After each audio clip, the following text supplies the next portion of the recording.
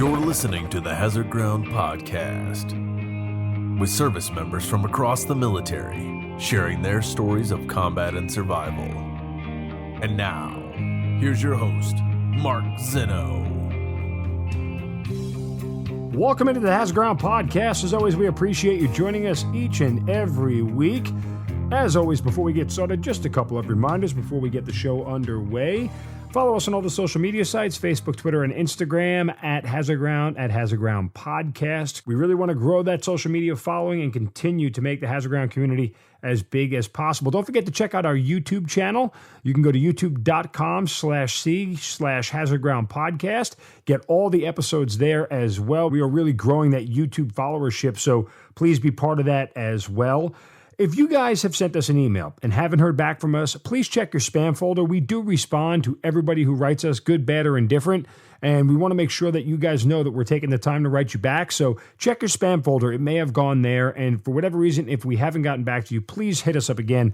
We'll certainly take the time to respond to all of your questions and thoughts about the podcast in any ways we can make the show better. As well, don't forget to leave us a rating and a review on Apple Podcasts. Doesn't have to be a long one. Just a few words about what you like about the show. Hopefully give us 5 stars as well, and we'll continue to grow the Hazard Ground community that way. As always, we appreciate you guys being a big part of this show. You're the reason that we do this every single week, and your feedback means the world to us, so please keep it coming. Finally, don't forget about our partnership with Amazon. As always, go to our website, hazardground.com, click on that Amazon button at the bottom of the homepage, or under the sponsors tab, you can do all of your normal Amazon shopping. We'll get a percentage of what you spend. We'll donate it right back to some of the charities and foundations featured here on the show. And don't forget, on your cell phone, on your smartphone, you can go to hazardground.com there and click on the Amazon button. It will take you right to your app. So you don't have to worry about putting in your credit card or anything like that. Again, all the stuff that's saved in the app, we can get you right there from your smartphone as well. Now that all that's out of the way, let's get on with this week's episode. Joining us this week is a retired captain who spent a total of 5 years in the U.S. Army with 1 deployment overseas to Iraq. He currently writes a blog called Pistols and a Pop-Tart. It is his own attempt to bridge the civil-military divide, and he currently works for the Department of Homeland Security. He is Tim Stolinski, joining us on the Hazard Ground Podcast. Tim, welcome, man. Thank you so much for being here. Hi, Mark. Thanks for having me. All right, Tim. So you and I actually met and conversed via Twitter, and it's how I kind of meet a lot of people who we get on the podcast here. But I found your story to be a little bit interesting, and certainly your blog has a lot of poignant thoughts. As we sit here recording this here in the beginning of June, and the world seems to be upside down or right side up, depending on who you tell. The military always seems to be a co-joining force and all that. So it's a good time to talk to you, and I'm certainly excited to have you on. With all that said, though, why and how'd you get in the Army? It's funny. I remember the commander of one of the eastern regions of Cadet Command asked that from our ROTC classes. I think I was a freshman at the time. He didn't really like my joke. I just kind of said, I think I watched too much G.I. Joe growing up. And he kind of got this really nasty look from him. But my PMS wasn't too thrilled either. But no, but you were in ROTC to begin with. You chose to do with that, or were you a scholarship? Yeah. I think I grew up like hanging out with my Uncle Joe a lot. He was probably the biggest influence on me as a little kid. He was on a B-17 crew during World War II. He was on a top turret, and I actually just got all his model planes set up in my office, and I, like as a little kid, would just marvel at these things.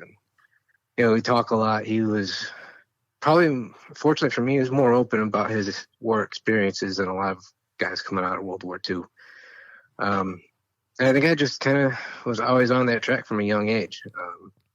It's a little bit, I guess, stereotypical or just cliche, and I grew up with all those ideals of what patriotism is and what the country should be aspiring to, and bought into all that stuff from a very young age. Let's see, my high school had junior ROTC, and that was probably something that got me onto a right track, because I very nearly failed my freshman year in high school, and that changed the course of my time in high school and almost fed into the ROTC program at St. Bonaventure. So I was fortunate enough to win a 3-year scholarship to go there. It's a school that even in the early 2000s, was still like a $30,000 tuition. Yeah, I was there. Loyola wasn't cheap. Yeah, I mean, I gotta say that I got far through a lot of hard work, but I was very lucky and I had a lot of help along the way. So when did you join ROTC, year and time? Let's see, that would have been my freshman year at Bonos was 02 to 03. Okay, so 9/11 had already happened. 9/11 was my senior year of high school. Okay. Any of that sort of crystallizing for you and sort of provide you with more resolute conviction that you wanted to be in the military? Yeah, I mean, there was no question about where I was going at the time. It was just like a matter of, if I get the scholarship, I go to ROTC. If I don't get a scholarship, I'm enlisting. Like, the Army was just the sole focus for 17-year-old me. Parents didn't try to talk you out of it once 9/11 happened? No, I think they knew what I was going to do. And I mean, they were proud about it, but I could tell there was apprehension. They probably didn't think, like, how many of us thought that 4 years after 9/11 we'd still be in wars, let alone 20. So yeah, right, sure. So I'm just curious, for all of us ROTC warriors out there, any advanced camp stories that I need to know about? Oh, geez. No, about the dumbest thing I did, this was like the only time in my life I ever did it.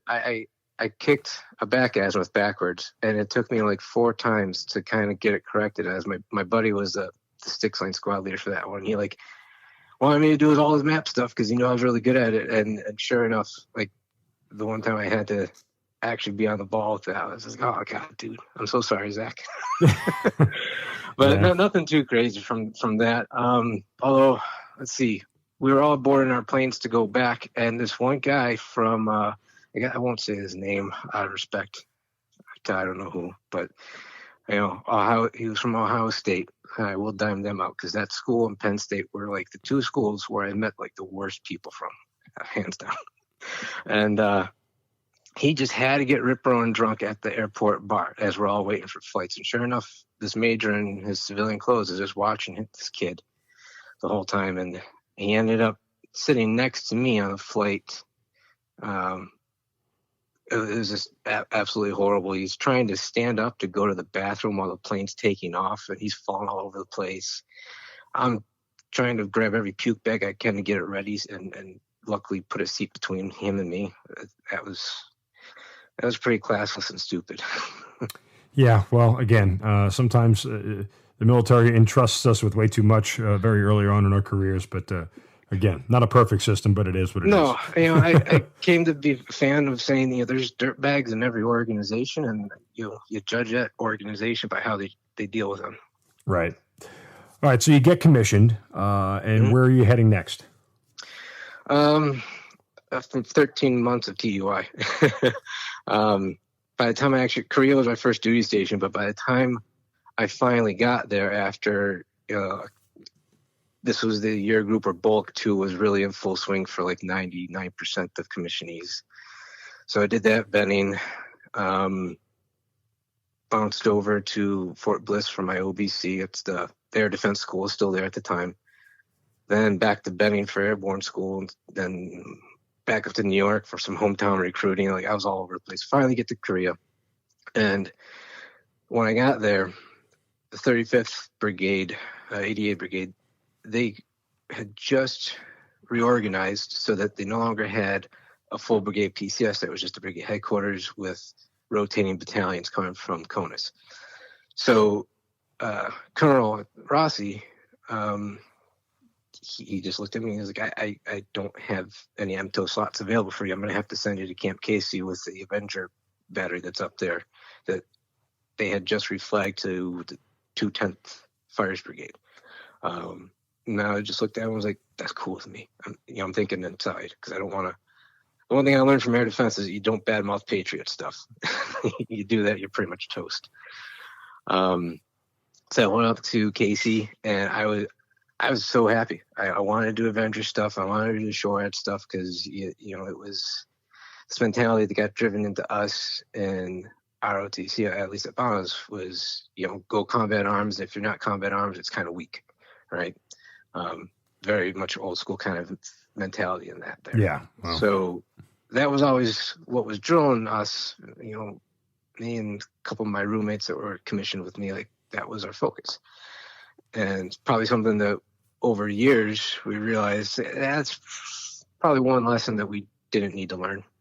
But Camp Casey it was interesting. It was something where I'd say I loved my weekends. I hated the work week. That would have been 07 to 08. And there were a lot of people there hiding out from combat. I mean, senior NCOs with fuzzy right shoulders, very out in the open about how they're staying in Korea as long as they could, even saying that stuff in front of privates. And it's like, me as this cherry second lieutenant, my veins, my brain are bursting in anger over it. But it's like, how do I respond to this, senior staff sergeant or whatever? It's saying these things. Hey, dude, say it in private, but don't say it in front of the freaking privates at least. Right. Go be a dirtbag on your own time. Don't create more. So it was a challenging environment, but it was also, I was fortunate that it was the only Avenger battery in the entire U.S. Army that was attached to, directly attached to a fires brigade in that manner. And that no longer exists. That unit came back to the U.S., I think, and they've reflagged, and probably the best platoon leader opportunities really for an air defense second lieutenant, in my opinion, at least. I got attached to an MRS battalion for any kind of field problems because they were all focused around like the go to war plan in the event of, needing to counterattack an invasion. So it was really neat. And the rest of the Army is out doing coin, and you're still kind of focused on traditional battle tactics, right? Conventional warfare and all that kind of stuff. So it was an interesting bubble. And you're also, the downside of that was that priorities for things were Iraq, Afghanistan, and then a very distant third, Korea. So it was hard to get, it's hard to have your equipment very well maintained, to say the least. So how long are you in Korea, and how eventually do you get out of there? 1 year. I was on 12-year rotation, and there was, towards the end of the time there, I was trying to figure out if I wanted to extend or what. And one of my good friends, Paul Tangy, who is now the PMS at Fordham University, running their ROTC. Oh, wow. I talked to him a lot about different things. He was like one of the few people I was able to find there that was a great mentor. And through the conversation, just kind of figured, hey, if you haven't deployed, you probably shouldn't be extending here. Aside from the anger that you felt towards these NCOs, like, if your shoulder's fuzzy, go get back in the game. So, for good or bad, there are definitely good sides and bad sides to that advice. That's what I did.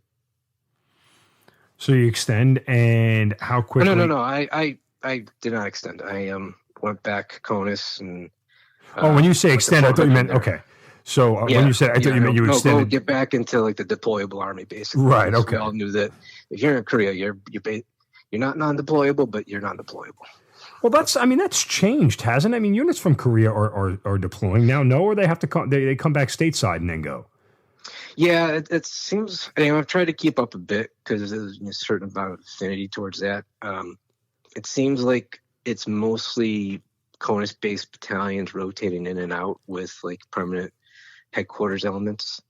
But again, that's how things have changed, I guess, since 07 and 08.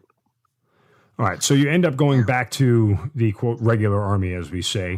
Where are you headed to next after Korea? It was my first stint then at Fort Hood. It was with the 69th ADA Brigade, and it was again another really weird time. All my assignments, I never spent more than 12 months in any one spot. It was kind of goofy 5 years. But so the 69th Brigade had been in Germany, and they were during, as a result of the BRAC and all that kind of stuff in the early aughts, the the air defense units that were in Germany were changing as well. So the permanent headquarters that was there for decades got moved back to the U.S. So they had restationed at Fort Hood and stood up at Hood, I think 2 weeks before I got there. So I'm arriving at brigade headquarters, and they're at like 20% manning. They had, I think 0, 01, 02s. So they were looking at any kind of lieutenant and captain that showed up there and trying to gobble them into the brigade headquarters. So here I am, this kid, pretty young first lieutenant, fresh off of being a platoon leader at Camp Casey and being told I'm going to be in the brigade headquarters. And at first I was at the 3 shop. That lasted for a few weeks until they realized they needed to get the existing brigade adjutant some company commander time. So they're like, Tim, you're going to be the new adj. I'm like, why are you making me the S1? Right? Because I'm hearing adjutant, I'm thinking adjutant general, S1. I'm like, no, the brigade adjutant. Like, I didn't even know what the hell that was. so I'm like, all right, someone needs to really explain what the hell you want me to do. And it's probably not the greatest fit for me. And I think that was pretty clear from the start. But there was only, I think, 3 or 4 lieutenants at the brigade headquarters. So it was just kind of putting people where the brigade commander felt he needed them most. All right, so you get in this position. How quickly from here do you end up getting to a deployment? Let's see. It was about a full year on the dot that I was at Hood. I spent like 6 months or so as adjutant, and finally they got some more lieutenants coming in, some fresh bodies, and they're like, okay, Tim, I think this has been a fun enough experience for everyone. We'll get you an XO slot. So I went to be a battery XO for the brigade's HHB.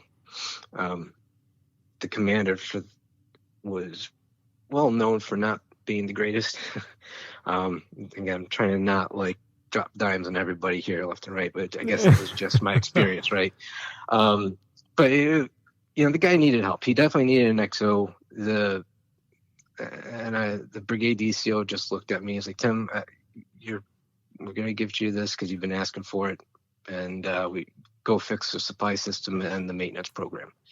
That's pretty much my big 2 tasks. And in 4 months, I was able to take batteries equipped motor pool with 12 vehicles being deadlined to just 1, which was waiting on a brand new engine block from Big Army.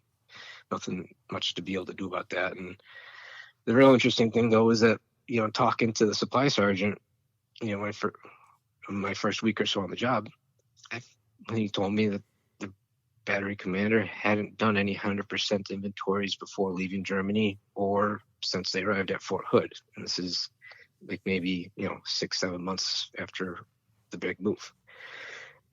My brain's going to explode. The only time in my life I ever had high blood pressure was the 4 months I was on that job. So I had to figure out, professional way to get the information, to brigade without completely dropping dimes on my new boss, because I couldn't just sit on this. Fortunately, while I was at the brigade staff, I made friends with pretty much everybody else that was there, and I just went and talked to the PBO about it, and we found a reasonable way to make sure 100% inventory was ordered so that could get kind of sorted out. But when I came back from my deployment, I came back to the same unit, right? And one of the first things people wanted to talk to me about was, oh, did you hear about Captain so-and-so? They're like, oh, what? When he was leaving and he was doing the transition inventories, he lost $750,000 off his property book. I couldn't believe it. But like I said, I had a very strange pathway in the Army, I guess, and I just I didn't stumble onto too many very exceptional people. I just seemed to keep running into a lot of bumbling people. And I got jaded pretty quickly. When do you get to Iraq? That would have been, so I left. I tried to put in a packet for civil affairs while I was still at Fort Hood, and I tried to even go on deployment with 3rd Brigade out of 1st CAPS there. Well, I was going through this packet. I was looking for civil affairs officers at Hood, and there was only one at any brigade. Why civil affairs, by the way? You know, I mean, I know there was a lot of them that was at just that point in time. That really, yeah. Their mission kind of just was something I was drawn to, and it seemed to really fit well with what we were trying to do as an army, right? Hearts and minds, baby. Yeah, they're exactly hearts and minds. You know, you're doing the gritty, unglamorous work of building up local populations, and you're doing all that soft power type of stuff that is the real backbone behind COIN. And that was what I was drawn to. That's the kind of stuff I wanted to do. I didn't want to be an air defense officer. I knew that pretty quickly. I tried to do a branch transfer while I was still in Korea, and that failed. So the civil affairs thing was like my second chance to try to get out. And I got that rejection letter on my birthday. So my next plan was to try to get on a MiTT team. And so I talked to the branch manager and managed to get onto the second to last cohort of MiTT teams that were being trained up at Fort Riley. So June of 2009, go to Fort Riley for the MiTT school, which is about 90 days. Pretty interesting experience. I tell you, Fort Riley, definitely a hidden gem. I really liked it there. Manhattan was a cool place. I ended up getting married in Manhattan. But someone had goofed up our travel orders, and a little typo, they dropped a 1. So we should have been leaving on September 19th, and we ended up leaving on September 9th instead. So a whole cohort from the schoolhouse there didn't really get a whole lot of leave time before our deployment. That was kind of a hectic time, to say the least. But then we ended up touching down Kuwait City on September 11th, 2009. Kind of odd thing. That date just kind of delineates my life in a lot of ways. So yeah, I was starting to come of age, become an adult on the day of the attacks, and just pure coincidence. And I actually, you get there on the same day. Iraq starts, yeah. So when you get there, what is your mission? What are you told? Where actually are you going in Iraq? So our class of MiTT guys, we were pretty much all made border transition teams. So we were getting paired up with Iraqi Border Police. I think all of us except for one team went to Basra. And, we bounced around a couple of weeks in Kuwait to get some more driver training on the MRAPs, which we knew we were getting Caymans when we got to our final destination. So that was cool. Nothing to worry about there except for rolling over in EFPs. So felt pretty comfortable with that, I guess. Couple of weeks messing around at Camp Taji with some more language training, other garbage that was just, I mean, we had some cultural awareness training, which amounted to having like a fake hookah cafe set up there at Taji where you'd go and, the U.S. Army was paying former Iraqi colonels and stuff to basically just hang out at this hookah cafe and talk to us, which was neat. You got to, if you bothered to put the time in, just go sit there, kick back, smoke a little bit of a hookah and talk to these guys. They would be very honest with you about what they expected to happen in Iraq, and they would flat out say, yeah, we very much hope that, the plan of nation building, that bringing democracy to Iraq is something that happens, but I really don't think it's going to happen. Those guys knew what was going to happen. They absolutely knew how everything was going to unravel. But eventually we get down to Basra, and my team was the only one out of our cohort that ended up living remotely. So we weren't on Kab Basra. We were at this little place called Camp Savage, which was actually co-located on this weird Iraqi army base that used to be an Iraqi Air Force base. So down the middle was the airstrip. You had all the old hardened aircraft hangars that we bombed out in 91, still there, all rubble. I think we went down to them to fill up sandbags. Interesting place to just really be out, just dangling in the wind kind of thing. But I don't know if how well known it was that there were Americans on this spot. So we were probably safer there than on the COP. Like, we didn't get any indirect, we were safe. Our partner unit had their own little compound within this IA base, and we were partnered up initially with the area border patrol or border police academy for, I think there were 4 areas that the Iraqi Border Police divided the country into, so we were Area 4. We eventually picked up a second unit to mentor. They were Border Police commandos. It was kind of like a SWAT team for Border Police. And that was really interesting. Not too long after we picked them up, the Iranians decided they wanted to start something, and they just sent some Iranian army unit a few miles over the border to basically say, like an undisputed area where there were some oil fields. They're like, nope, these are our oil fields. We're putting our army guys, around it. What are you going to do about it? So our Border Police commandos were the ones that were scrambled to go and set up OPs, and it was like a Mexican standoff there. Iraqis and Iranians just establishing their OPs, watching each other while the politicians worked it out. So as you're doing this, are you starting to feel like the goal of winning hearts and minds and, the actual purpose of the MiTT team is working? I guess yes and no. There were elections going on while we were there. I think it was when Maliki won re-election, and like it wasn't the first Democratic election, but it was like the first where it was very widespread or very well, had a lot of turnout, something like that. And you're like, okay, this actually is kind of going along there. Maybe we're going to pull this through. Our post-surge, it seemed like things were dying down. And, at the very least that we were going to be able to transition everything over. And while there might still be some violence and things weren't going to be perfect, it wasn't going to completely melt down. But, you also had the shooting at Fort Hood. At that time. And I can remember sitting in our little talk. It was just like a couple of chews put together. Everything like, what the hell? I feel safer here right now than I would have at Fort Hood. Right.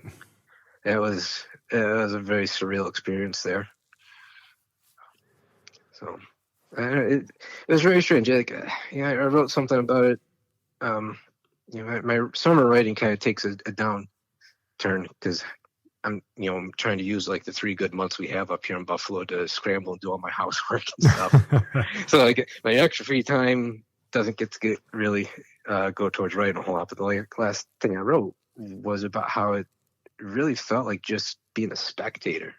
Like you really, I know I'm in this war. I know there's a war going on, but we're not in it. We're not shooting. The one time any of us fired our weapons on any of our mounted patrols, I was on my 2 weeks of IR&R, and when I got back, it was a big joke that I was hearing about from some of the other MiTT teams that one of our gunners who, he didn't sleep very well, had some back issues, so he was always, I had like a lot of pretty strong painkillers all the time, and didn't quite know if he should be on the machine gun all the time, but he was our gunner. When they're driving, I guess the team was driving back from the Cobb on a resupply mission, and we're going through this one spot where there was some intel about snipers in like a tiny little building, maybe a few hundred meters off the road.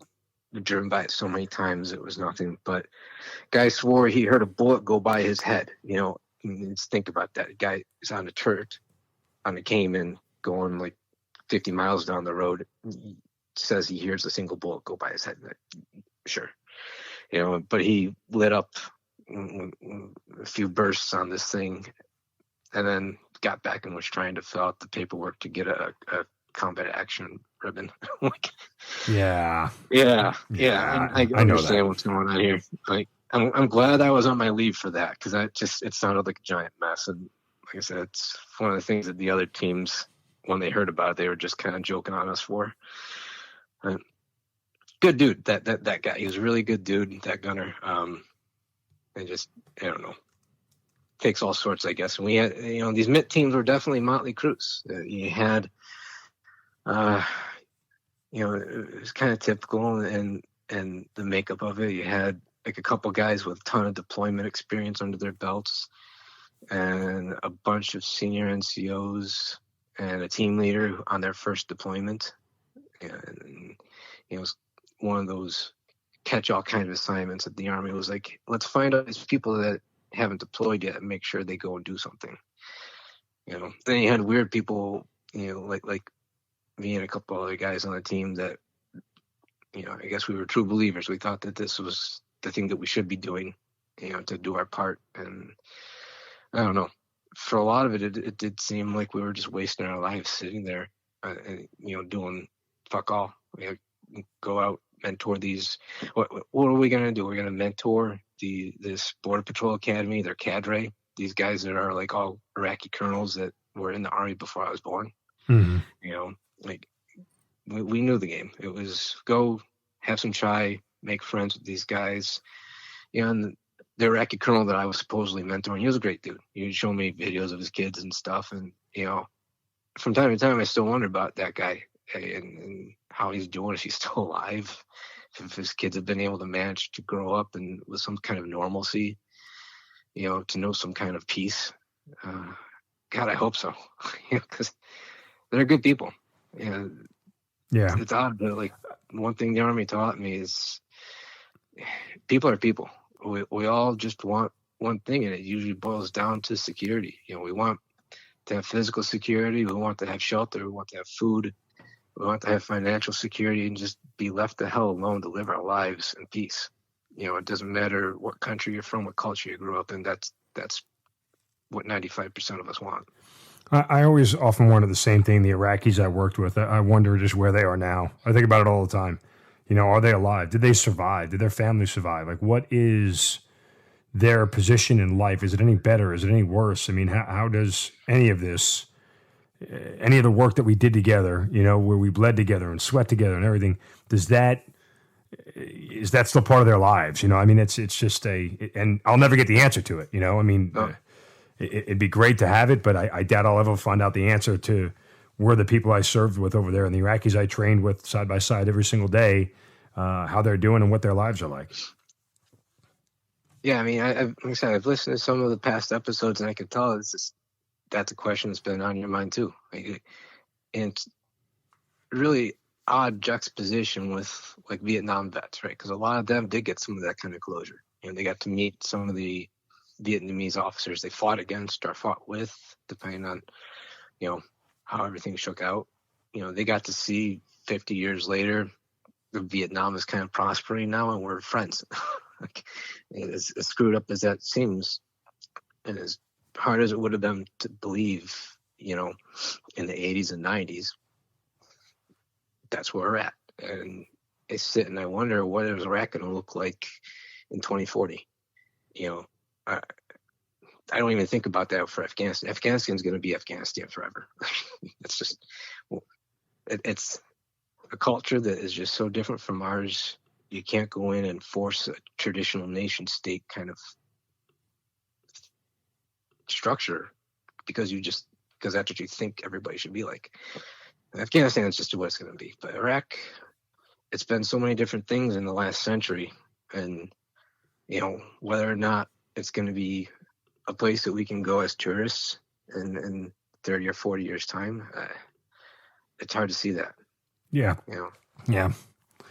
And it's, the other thing that kind of I think weighs on a lot of us, a lot of Iraq veterans, is you've got that moral injury. Like, you participated in this war, whether or not you pulled the trigger, whether or not, you accidentally shot some kid, or whether or not you went there and did everything absolutely perfect, or whether you're one of the dudes that thought drop guns was an awesome idea. Like, we all share some guilt in that. And, I think it's something that all of us will have to kind of sort out in our own time. When people say war never leaves you, well, that's what it comes down to. It might not be something ever present on your mind, might not be something you even think about for another, after you've left. And 30 years later, you're like, shit, I wonder what happened to all those people that I interacted with. Did we do something that was really a force for good, or did we just go and completely fuck everything up? I don't know. Yeah, I mean, tough to tell the answer. So how does Iraq end for you? I think that's something I'm still trying to figure out. When I write, it's partly therapy for myself. I mean, I'm pretty open about it. I deal with depression, and I maintain monthly therapy sessions. I would encourage anybody to go and do that. Whether or not you feel like you have a mental health problem or not. I think more people would benefit if everybody had at least one encounter with a therapist and got to understand what that's like and did a little bit more self-discovery. But, aside from trying to bridge a civil-military divide with this writing, it's something that is very therapeutic to me, and I get to kind of learn myself a little bit more through it. Sure. But how does it, I mean, I was referencing, and it's great to hear that, but I was referencing actually when do you leave Iraq and how does the actual deployment end? Got a little bit too mad at that. No, listen, it's part of what we're going to go into, so I don't mind you bringing it up, obviously, but I was just curious how, it ends and what's next in your career. Sure. That all wrapped up. My tour ended on a compassionate reassignment. I tend to not talk about that very much just because it isn't just my own privacy. Sure. So, but that wrapped up, and so I was back at Hood in April, officially reassigned back to 69th Brigade in May of 2010. My teammates, I think they were only in Iraq for another 2.5 or so months. Most of it was just sitting around doing inventories on our equipment. So I've never really had too many hangups about leaving early. Like some guys justifiably understandably do, but our mission was pretty much done anyway. So, I had to get back home. I had to take, your family's got to come first. So took care of that. I knew I was kind of in the home stretch, and I put in my packet to resign my commission not too long after getting back to Fort Hood. That was kind of a wild assignment, though. I was coming in again thinking I was going to get some Brigade S3 time, because for one thing, that's a great place to hide out officers who are checking out. I did my introduction interview with the Brigade DCO, who was in his last couple weeks on the gig himself. And I was wrapping up, and all of a sudden he looked at me and said, "Tim, so you're getting out here and everything. I know the perfect job for you. You're going to be my budget guy." And so I was like, what the hell just happened? Did you not hear the part where I said I was a history major? Never had a business class in my life, man. And you're going to tell me I'm going to run your budget and all your money stuff? Because what? I was a contracting officer representative as an additional duty in Iraq.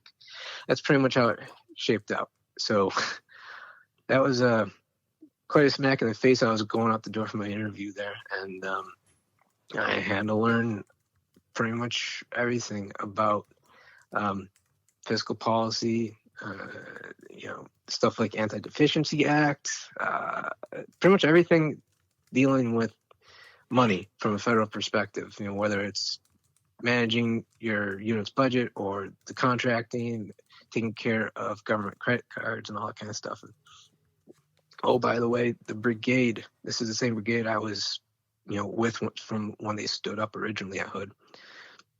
They never had that assigned to anybody as like their actual full-time job. It was always kind of like an additional side that they had like a warrant officer doing. So they also didn't have a very great working relationship with the 3 Corps G8. The brigade itself fell directly under 3rd Corps at Fort Hood. So I was going to 3 Corps headquarters multiple times a week, hat in hand, trying to talk to G8 just to kind of like, I know nothing. Can you please teach me? And I think having the empty vessel that was my brain at that point kind of thrilled our budget officer at the G8 because she was like, oh, someone who's going to listen to me and I can teach. And I'll be damned if that didn't start like an actual good working relationship finally. So if nothing else, I was able to gift the brigade a good relationship with 3 Corps G8. And at the time, our budget officer was this lady, Penny Payne, who we all knew as Penny D. Payne.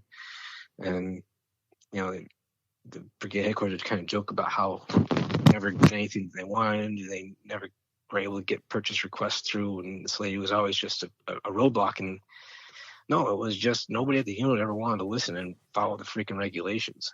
So just sitting down and, you know, kind of using my key leader engagement training from the MiTT team stuff. I just talked to this lady, got to know her, and like, hey, I don't want to screw this stuff up because I'm not going to be responsible for messing up the brigade's budget. I'm not going to have that on me. So just keep me clear, keep me on an honest and narrow path. And it was pretty good from there. Interesting. I ended up loving that job. I never thought I would have had a good time doing that, you know, as I walked out of my introduction interview. But it was pretty neat. And my eventual boss at the brigade gave me a lot of leeway and empowered me to just kind of honestly get the brigade's money affairs in order. Mm-hmm. And yes, so even after all this, you decide that 2011, you're going to end your military career. Why? You know, there are a lot of reasons. It kind of sounds like just a giant bitch list in a lot of ways, but you know, I think I knew early on that I didn't want to be an air defense officer. I tried to go into it with an open mind, and it just I couldn't. I knew as a captain I wanted nothing to do with being a Patriot battery commander, and it just wasn't for me. I did what I could to kind of respectfully break ties with air defense, but that never happened. Like I said, if you don't have a good opinion of Patriot stuff in that world, you just get trashed. And you know, you say any kind of critical word, whether it be justified or not, and you're blackballed. So, you know, there didn't seem to be a path forward for me for one thing. You know, years later, with a little bit better mentorship, maybe I could have seen the way. Like I have a friend who's now an actor who kind of just grinned and bore the pain. And when he was able to go to functionality, he went to become an acquisitions officer. And, you know, talking to him, I was like, man, that could have been a cool career path, but whatever, you know. For me, the right decision, maybe not the greatest time in the world in 2011 to you know, make a career change, but that's what I did. And, you know, things have worked out pretty decently to this point. Although, you know, the first 5 years or so after the Army, it was a big struggle. So after you get out, you know, you mentioned before that you started writing your blog, as we mentioned earlier, Pop-Tarts and a Pistol, you know, and your hope to sort of bridge the civil-military divide. How did you come up with this? I mean, did it just organically sort of end up being that? Or was there some sort of pointed reason behind it? Oh, you know, for my first 3 years post-Army, I was going through grad school. I did an MBA program back at Bonaventure. And blogs were kind of really niche at the time. And I always told myself as kind of like an academic exercise between semesters, I was going to do a blog just to kind of learn it. And I never did. I just never got to it. I was always so burnt out at the end of the semester because I was working full time and going to school full time. And like I said, I never took a business class before. So tried to do an MBA from being a history major. It got sucked. Wouldn't recommend it. So finally, after grad school was done, I had more time and I started just writing a little bit here and there. Like I had a couple pieces I sent to Doctrine Man and they put them up, and I was getting more comfortable with doing this, getting a little bit more confidence in my ability to write something that wasn't complete trash. You know, I still kind of think some of the things I write in my blog are just garbage. It sound good to me, but probably nobody else. But, you know, one of the things I failed on was trying to start a nonprofit called Band of Bards with a couple of my friends. And what we were trying to do with that was take oral histories from veterans and turn them into graphic novels that we could publish online. It was just way too big of a lift for the few of us, because a couple of us were in Western New York, but not like super close. Another guy was in Kentucky.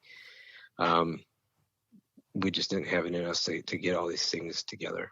But the spirit of that kind of transformed into what I do with the blog. And still what we're trying to do is bridge that gap in our society between the civilian and the military cultures, which have just become so separated from each other ever since all volunteer force was formed. And just trying to put it into an easily digestible, easy to access medium. Graphic novels are pretty easy to get to, pretty accessible kind of thing, especially if you're doing them electronically online. But they are also a hell of a lot of work to put together. But I can put together my story at the very least and put that out there. I think one very valuable thing to take to America as a broader society is that most of us that serve, we don't have these Hollywood stories. We don't, we're not trigger pullers. We're not people that go out and do great things in battle. You should even question whether or not what you do in battle is great.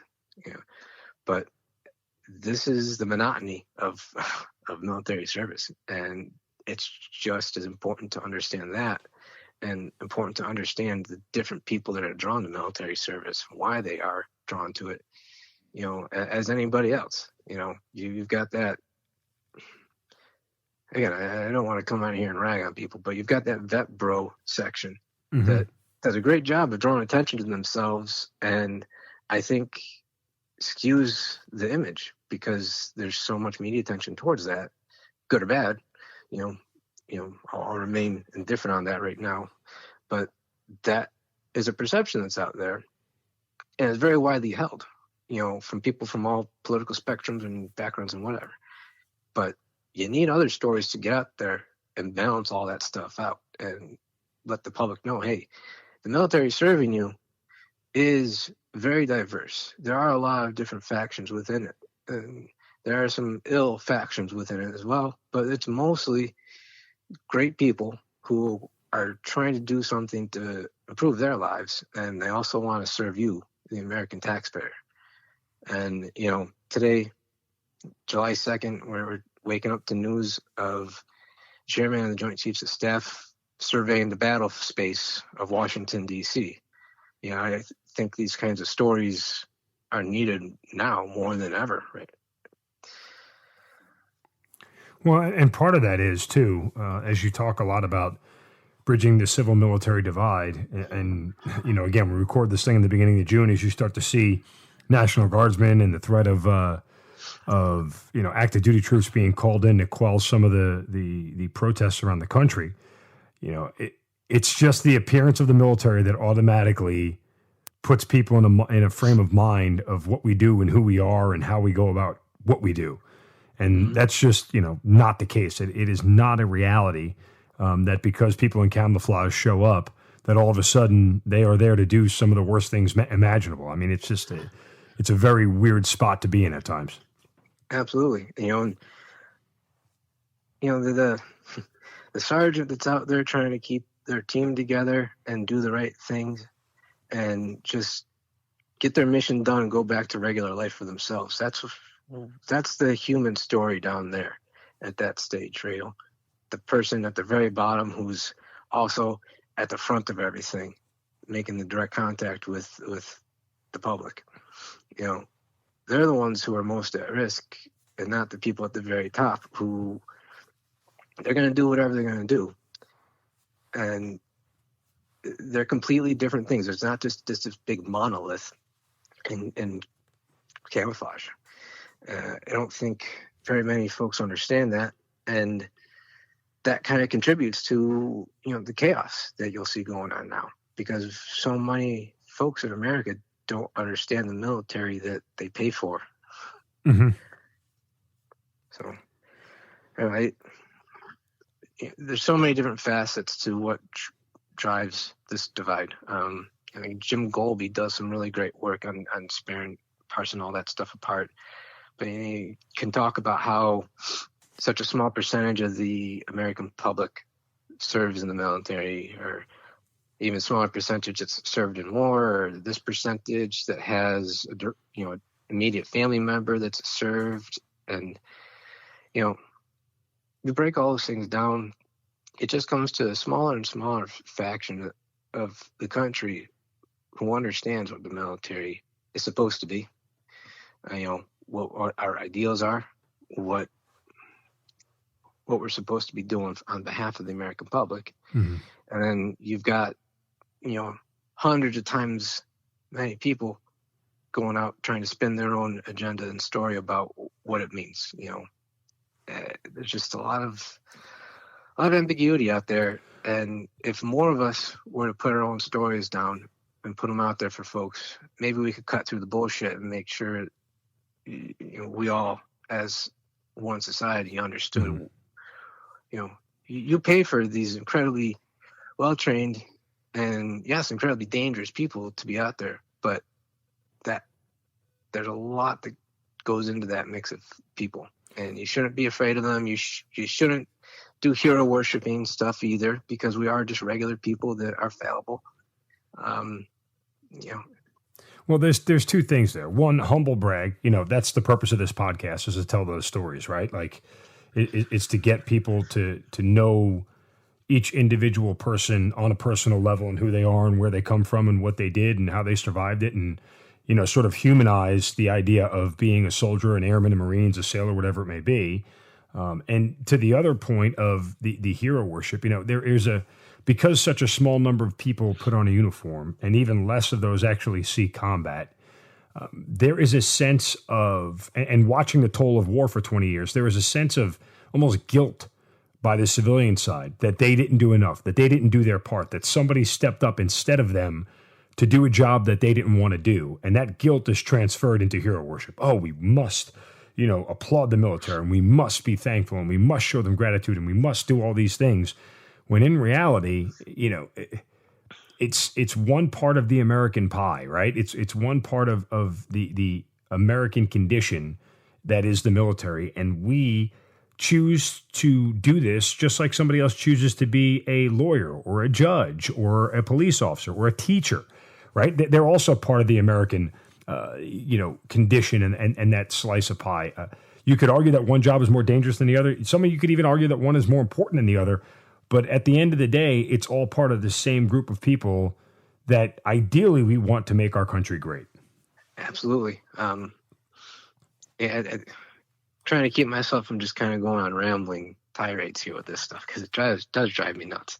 I think guilt drives a lot of actions in our country, and giving, and what I've recognized from just, getting out and being a civilian myself now, is that there are most people that carry that guilt, or, a lot of people understand that they need to do more, or they need to do something different than just put a stupid yellow ribbon magnet on their minivan, but they're not sure what to do. So, if we as vets and folks on active duty and everything else want, you don't want to just sit around and bitch about how people don't understand you and they don't get you and they're all different. Put your story on the paper. Be the person to take initiative and bridge that gap yourself, and be approachable. Put something out there that's accessible, because people want to know more. They want to better understand you, but they're not sure how to. So some of us need to step up and start putting our stories down, whether you got a great story or you got a mundane story. Whether you think you did something great or you think you just did whatever and you collected a paycheck, it doesn't freaking matter. There's so many folks that make up the military, and your stories are important. They need to be out there so that the public understands who we all are. Tim, you also work for the Department of Homeland Security. I'm just curious how that came about. Well, Well, I guess now I got to throw in the standard disclaimer that anything I say is my own opinion. It certainly does not reflect my agency or Right, my exactly. employer, all that kind of stuff. I usually skirt that stuff, just out of a little bit of favor, a little bit of anonymity. But no, it was a job that came up. I don't do anything law enforcement related. I don't do anything super sexy. I pretty much stare at spreadsheets and nothing that does a whole lot of security type stuff. But I worked for M&T Bank briefly. I worked at a local winery. None of that stuff was like a start to a career. They were good jobs to have when I went to grad school, or at least the winery was. M&T Bank sucks. I hate them still. It was just such an absolutely terrible experience, especially for being a first job out of the Army. But what I can say is that you get so many vets in the federal government because the federal government is one of the few employers I've come across that genuinely does value what you bring to the company. A lot of corporations out there say it till they're blue in the face, but when you get down there and you're doing your interview, they don't give a shit. They just don't. And, part of that could be because I'm in Western New York, and yeah, it's not the most economically vibrant place, but, it's also a place where you don't have a whole ton of military officers. So you think that would stand out, but it really didn't. And I guess that, again, could be my jaded perspective, but the federal government was a good place to go to work. And what I did learn about myself is that being employed in private industry just didn't give me any kind of fulfillment. I need to do something public service related. And my job is okay for that. I'm just coming up in my 1 year mark of being a volunteer firefighter. That has probably given me the greatest sense of satisfaction of anything since wearing, the camouflage uniform. Traded that in for a different type of uniform now, I guess. But just, I don't know. It's something that I couldn't shake. I have to do something that I feel is a very valuable and good use of my life. And, that could be some of the Franciscan stuff that from Manas that is just ingrained in me. If you're not using some of your time on this earth to serve other people, to serve an interest above your own, above yourself and above your own wallet, go out there and improve your community, go out there and do something to help each other, it's a waste of life. To that end, you did write about how one of your fellow platoon mates took his own life and the impact that had on you. Would you mind sharing some of that? Sure. So a soldier in my battery in Korea. Yes, I didn't know the kid super well. He wasn't one of mine. He was in one of the other platoons, but I know him well enough that when I saw the news, it hit pretty bad. I don't know the particulars of his death. It seems like it might have been an accidental overdose. But what stuck out to me, I guess, is that he was out there feeling alone after he got out, and whatever he turned to try to fill the void, to fill the pain that he felt, it ended up killing him. And we don't do a very great job about talking about mental health. It's a lot of platitudes, a lot of bullet points from a PowerPoint slide that we all can memorize. But we get very uncomfortable when we start talking to each other about, hey, really, what's going on in your head? What's going on in your life? Do you have something to wake up for and look forward to every day? Or are you waking up thinking, damn it, I woke up? Yeah. all the push-up challenges in the world aren't going to address that. We need to just be able to talk like adults and not make stupid jokes about each other because you're feeling weak or because you're feeling like you're worthless. Don't cover that stuff up with crappy jokes. Be upfront about it. Reach out to get some real help and understand that going into therapy, going and checking in with a doctor, or just being honest with a friend, it certainly isn't weakness. It takes a lot of guts to go and do that because it's very difficult and it's very uncomfortable when you start. You're very scared about whether or not someone's going to find out and think that you're some kind of weirdo, or again, think that you're the stereotypical vet from the movie that is some kind of psychotic danger to everybody, because we all got PTSD and are all just ticking time bombs. Another great trope that doesn't really help anybody. But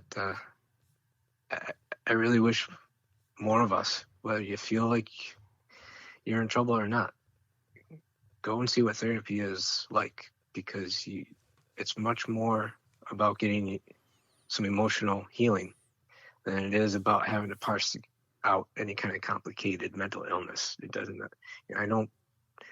Fortunately, I don't need to take any kind of prescriptions, because there's some pretty crappy side effects from that stuff. Talk therapy is enough to kind of help me keep my head straight and to keep my perspective in a healthy one. But go out and, there's a lot of resources out there for vets. There absolutely are. I'm fortunate enough to go to the vet center in Buffalo here. So it's affiliated with the VA, but it isn't like a VA facility. It's kind of a weird gray area. But get help. Don't sit there and try to internalize everything, because eventually it eats you up, and whether it kills you or not, it will destroy your life. No, perfectly said. Well, Tim, listen, I think we interview a lot of folks on this podcast who have some grand stories to tell and have been through some, sort of defining traumatic experiences. And your experience, well, different than those, I still think delivers home a heartfelt message and one that needs to be said on several different levels. And from that standpoint, it's just it's great and it's refreshing to hear that even though, you didn't have to deal with some of the other stuff that people dealt with, that you still bring a sense of that same sort of passion for, soldiers' lives and the quality of them and all those things. It's just, I'm not comparing you to anybody else, but I'm never amazed at, regardless of the experience that people have, in the military, how they all sort of end up at the same spot. That's very kind of appreciate it. I'm just an everyday normal guy. Being in the Army was part of my life story, but it's not the entire life story. And those, I think, those are stories that are just as important as any others to be told and for people to understand. So I really appreciate you bringing me on. I couldn't believe it when you reached out to me. I was like, what the hell does this guy want to talk to me for? Well, because that's the point of this. Everybody has a story. Yeah. And like I said, it doesn't matter. I remember that one of my favorite stories we've told on this was just an E4 specialist who she did her 4 years and got out and went through her deployment. But just hearing her talk, it was almost more real and more authentic than some general officers we've talked to. Then her experience was so much more down to earth than some of the most famous stories we've told on this podcast. So again, I'm never surprised by the perspective that people bring, and it isn't coincidence that we all sort of end up back in the same spot, because that's part of the bonds of this life of service that we chose, no matter how long it lasted, but this life of service in a uniform that we chose not only to each other, but to our country. You said it perfectly. The E4s are the realest people out there. They're they're going to give you the honest story no matter what. And I don't know. I was always a lot more comfortable hanging out with them or kicking it with my platoon sergeant in the Connex than anything else. Wow. Listen, we wish you nothing but the best. Stay healthy, stay safe, and Tim Stolinski, thanks for being part of the Hazard Ground. Thank you, Mark. You've been listening to the Hazard Ground Podcast, hosted by Mark Zeno and produced by Matt Pasquarella. If you have an interesting story to tell and you'd like to be on the show, send us an email at hazardgroundpodcast@gmail.com. And if you like the show, don't forget to subscribe, rate, and review on iTunes. Thanks for listening. We'll see you next time.